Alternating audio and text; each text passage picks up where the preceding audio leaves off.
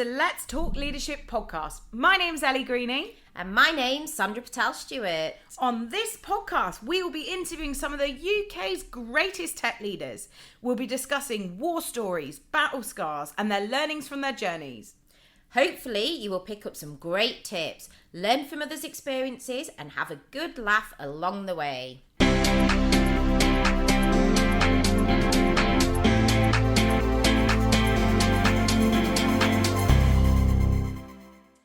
Hi everyone, and welcome to the Let's Talk Leadership podcast.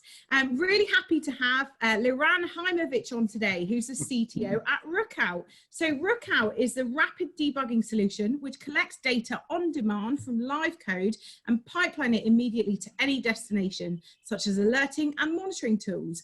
With Rookout's real-time instrumentation technology, a company can tackle bugs and issues without any need for coding, redeploying, or restarting the application. Liran is the co-founder and CTO at Rookout. He founded the company back in 2017, and in less than 2 years, they raised 12 million. He's an award-winning cybersecurity practitioner, writer, and an advocate of modern software methodologies like Agile, Lean, and DevOps. Hello, Liran. Hey, great to be here. Hi, Liran. Nice to have you on the show. How are you? I'm good. How are you?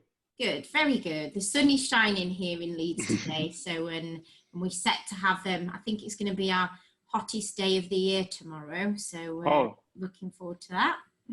That's nice. We're over here. We're definitely not looking for our hottest day of the year. You don't get quite as excited about that over in Israel. No. We do get excited about it, but we run for shelter more like it. Yeah, I'll be working out in the sun tomorrow, I think. Nice. So great to have you on the show. Obviously we spoke a few weeks ago, and we briefly touched on what you guys are doing as a business, and I think we happened to be I think at the time we had Martin Sabag on the show as well, didn't we? I don't know if you've listened to his session that we recorded, because I believe you were in talks with him at the time, so it was an interesting coincidence. Mm-hmm. I'd like to start with just going through your background in a little bit more detail, and just get an idea, particularly for the listeners, of your journey, where everything started, how you got into tech. I've had a look at your LinkedIn profile, and it's quite secretive, isn't it? So it'd be really interesting to find out more about you. So I've been into tech as long as I can remember. I'm not sure building Legos counts, but fairly early on, probably elementary school, I've started coding. And I've got my bachelor's in computer sciences when I was 18. And What did you start coding in? I have no idea. I don't know, it was 25 years ago. God knows. Wow, you don't look old enough. I don't know. I'm going to be 33 in a couple of months, so I'm getting old. I got my bachelor's in computer sciences, and I drafted into the army doing a lot of cybersecurity stuff for about a decade, which is why my LinkedIn profile doesn't say all that much. And along the way, I've learned a lot. I did a lot of cybersecurity work, development research, vulnerability research. I did some project and product management, and led a few teams. And then it's 4 years ago, I left. I decided I want to do something else, found myself going down the rabbit hole of starting my own venture, which ended up being Rookout, which is quite a fun place to be.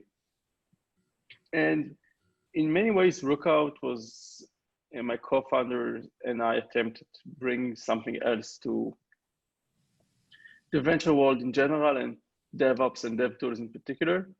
Along the way, on the one hand, we've learned a lot about the pains and needs of software engineers. And personally, I've a lot of horror stories to tell about bugs I've chased around for months, just to find them and fix them. And at the same time, we also acquired a certain mindset and skill set in doing cybersecurity. And as we were trying to build our own venture, we thought about DevTools and DevOps as a very interesting and promising field.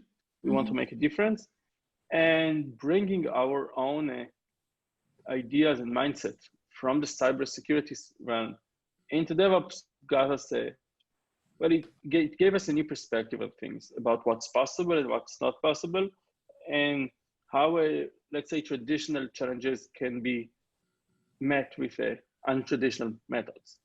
And that's kind of how Rookout was born. Interesting. So 4 years in, obviously you've done great job in securing money that you've raised. You've got a footprint in other countries now. Obviously you've succeeded pretty well in a short space of time.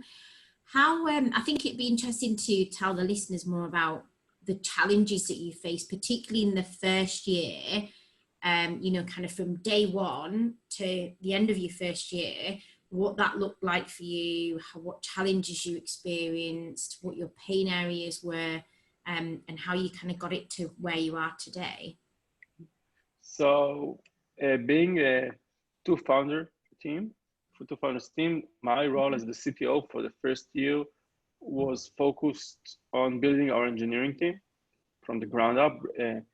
That means everything from even the basic logistics of how do you hire people and how do you get them in office, all the way to finding talent, recruiting talent, onboarding talent, figuring out what's the skill sets you need, in many cases picking up on, in many cases the team needed skills that I didn't have, and so you have to think through how do you interview, how do you search, how do you onboard people who are doing something you yourself are not proficient in, and so for the first year it's been about how do we scale from a 2-person team doing some work in the garage to a 10 engineers team with multiple disciplines.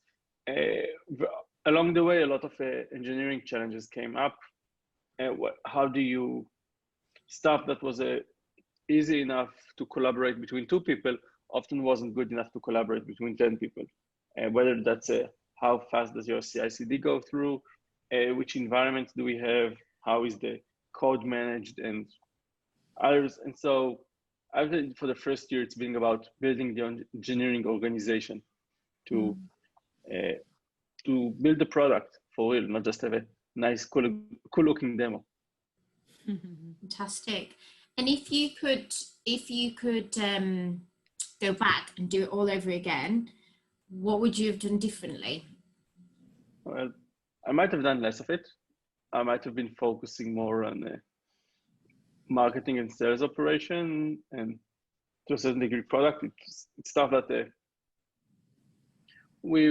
I wasn't as involved in the first year, and now I'm doing a lot more of. Meeting customers, showing the product, getting feedback about it, and in general, making sure people know us, making sure people learn about our product and enjoy it. Other than that, I think for a more direct approach, how would I do it better? And I think I would definitely build a stronger product management organization earlier on. It was somewhat of a debate, as the product is very technical and we had a clear idea of what we're trying to build. And at the same time, I can definitely say having more product management resources earlier on would have been beneficial, both in delivering more faster, as well as offloading both myself and other members of the team from tasks which were best suited for other people. Yeah, it's tough, isn't it? Particularly like yourself, you come from a more technical background. So as you've progressed, you've had to wear different hats and take on different responsibilities. But when you mentioned about like the sales and marketing aspect and getting out there and demos with the customers, it sounds like you enjoy that part just as much. Yeah, so when you're a founder and it's your own business, and everything feels relevant, everything feels important, and you just can't let stuff go sideways and be left unattended. So you just kind of, it's your baby, you pick whatever is needed and go through with it. I've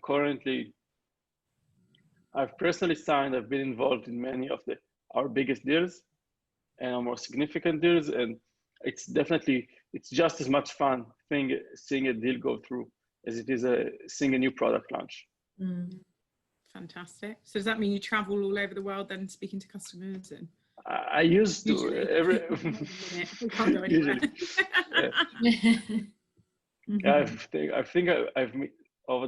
I've missed on about 3 or 4 conferences I was supposed to be at over the last few months, but yeah, I've been traveling a lot to the States and Europe over the last couple of years.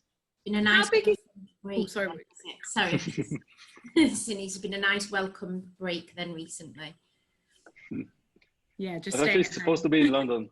I was supposed to be in London for QCon, I think. QCon was it? Yeah, and then it got cancelled due to Corona. Wasn't so much fun. Yeah, I think the buildings that we usually use for them big events are being used for other purposes at the moment, unfortunately. But looks like things are getting a little bit better in the UK. I think we're a bit behind where you are at Israel, but hopefully we're kind of on the right track now. Better late than never, but we are kind of starting to plateau, which is good to hear. So how many people in the team at Rookout now? How big's the team? We're 26. 26, okay, great. Yeah. And how would you describe your leadership style, Liran? So that's a challenging question, especially as many people I know, the way they would describe their personal leadership style and the way I would do it might not always be the same. So it's a kind of a maybe I should ask, how would your team describe your leadership style? And I believe in empowering people. It's about pointing people in the right direction. It's about setting the ground rules about what's okay to do, what's available, and what's not okay to do. In some cases, what requires additional consideration or consultation. Giving them as much context on what is needed to achieve and what environments it needs to be achieved in, and then just letting them go and do it, get it done. Fantastic. So giving them that level of autonomy, which is great. Some of your project failures you might not be able to tell us, because like you say, you were in the government quite a long time in the army. So, but it'd be interesting to kind of discuss one specific project failure that comes to mind where you learned the most from it. So something that really had a big impact, profound impact on your leadership style moving forward. So there was a big project, which is still synonym to my name years after I've left it. And we developed it, I think, for almost 3 years. For various reasons, we couldn't release it or deploy it earlier. It was due to various organizational concerns and trying to get feature on. And it took us almost 3 years to get to that point. And after we launched, it was probably my worst launch ever. We spent about 6 to 8 months picking up the pieces. We had so many bugs in that launch, and specifically there was one bug that over time caused the system state deteriorate up to the point it was dysfunctional. And so we were echo.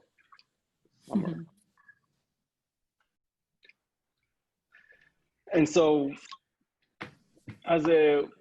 for about 6 months, we were chasing around that bug, and it was a very annoying rinse and repeat cycle where we sit around for a few hours, try to figure out what might be going wrong, add a bunch of log lines, and then spend anywhere from 48 hours to a week to getting that version released with a lot of manual work in the process. And then following that, we would wait a day or 2 or 3, see that we didn't fix the problem, see that we got some new data, but not enough, and then do it again and again and again. And it took us about, I think, 5 months to get reasonably stable. Wow. And along the way, we found many other bugs, and not many of them were easy to fix. But this iterative process was just so time-consuming and personally frustrating. And obviously, with this big project going on for 3 years, a lot of people have been waiting for that launch. A lot of people have been tracking it, and it was a lot of pressure in that environment. Mm-hmm. Yeah. It's but do you think that then helped inspire you with Rookout and put you on the Definitely. right? That's it.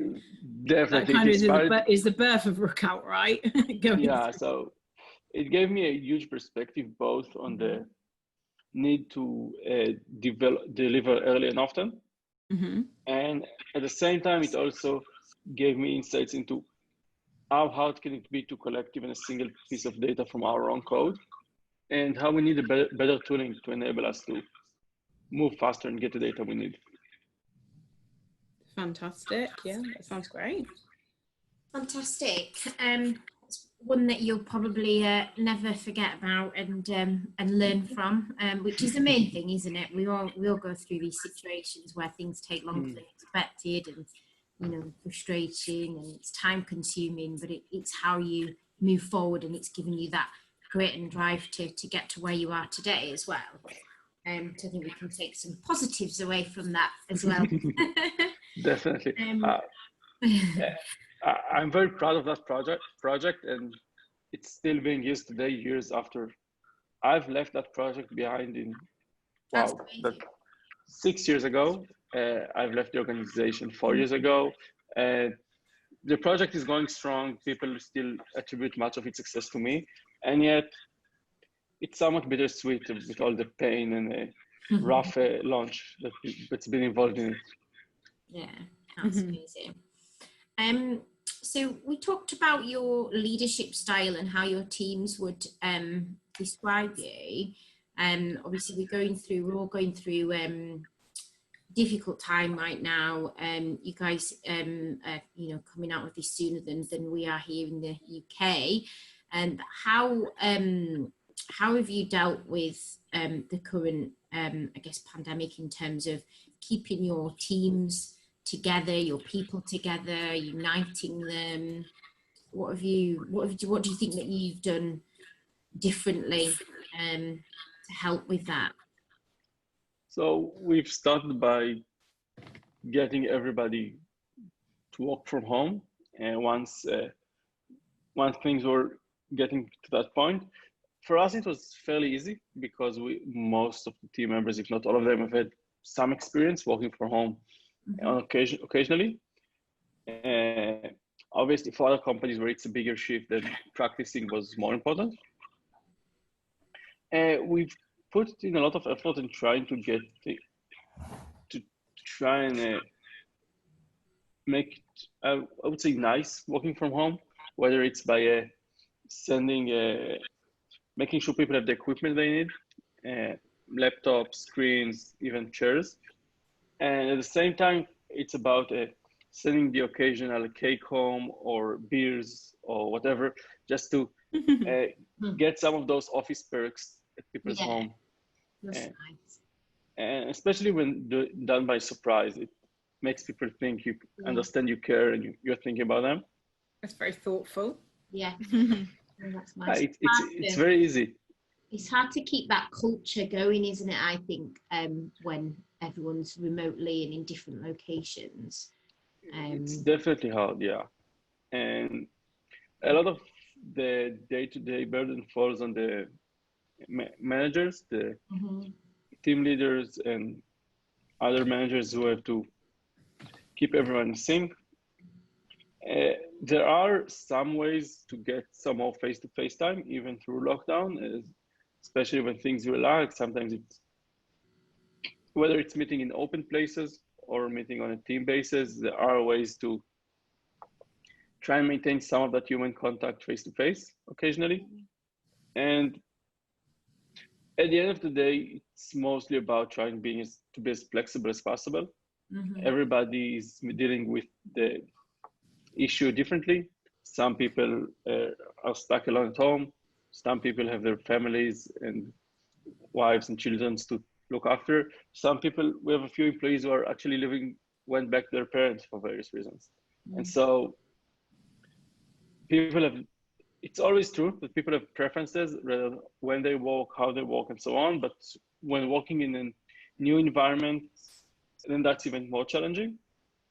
Other than that, it's important to know that chances are that when you hired those people, you didn't interview them for this kind of position. You didn't plan for them to be working from home.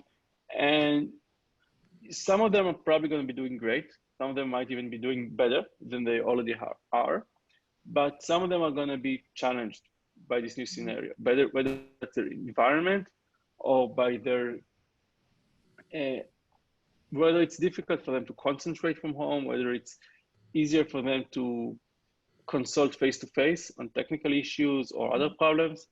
And so one of the shifts here is that it does require more managers, not necessarily direct supervision, but you do have to keep in mind that some people are going to require a bit of a helping hand adjusting to the new environment they're working in. Yeah, we've had a similar situation. We've had some people that have absolutely thrived in the situation, and others that have really struggled to focus, and they've openly said, look, I don't like working from home. I need to be in the office. I learn from my teammates, colleagues, and social interaction. So it's been a difficult, challenging time, and you just got to adapt to each person, haven't you, and do the best that you can for them.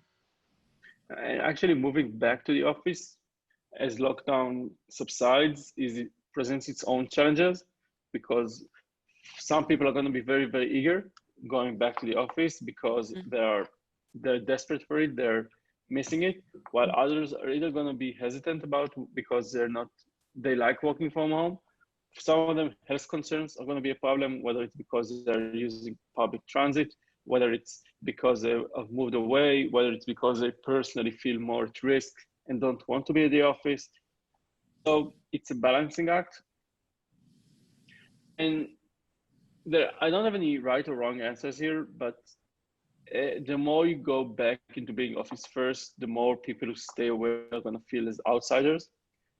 And again, find the right balance for your company, for your team, for the various departments. But it's definitely it's something to be taken step by step, and keeping an eye out on how people respond and what are people concerned about. I think communication is key, isn't it? Speaking to everyone and finding out what their perspective is. Like, we sent a survey out to the team, didn't we, Sandra? And that helped us get an idea of who's thinking what, and because you don't want to kind of push them into it. Some people will want to come back, and they need to come back for their own mental health, because it can be tough working at home in different environments, whereas other people, like you say, it is quite daunting to be leaving the house when we haven't left the house in 15 weeks really over here. So yeah, it can be quite challenging. Yeah, very daunting. And it's important that when trying to get feedback from employees, on the one hand, it's important to keep it authentic and keep it light. At the same time, it's important to know that different people are going to be responding to different stimulus. So for some people, a survey might be better. For another, his boss. For a third person, maybe HR, or somebody who's just not even his boss, but somebody he's going to be talking to. So especially in this environment, it's important to try and collect as much feedback as possible from various angles, because especially when people are many people are just not going to be comfortable saying they're against company policy or something that's perceived as company policy. I think it's clear that you've kind of progressed extremely well. Like you said, you're coming up to 33 soon, but I think it'd be interesting doing some pretty cool things at Rookout. So it'd be great to hear what the best ever course or training that you've received has been. What's the best, course or training that you've ever received that you think's helped where you are today? That's definitely going to be my army training. Mm-hmm. It was a lot about empowerment, first and foremost, about knowing that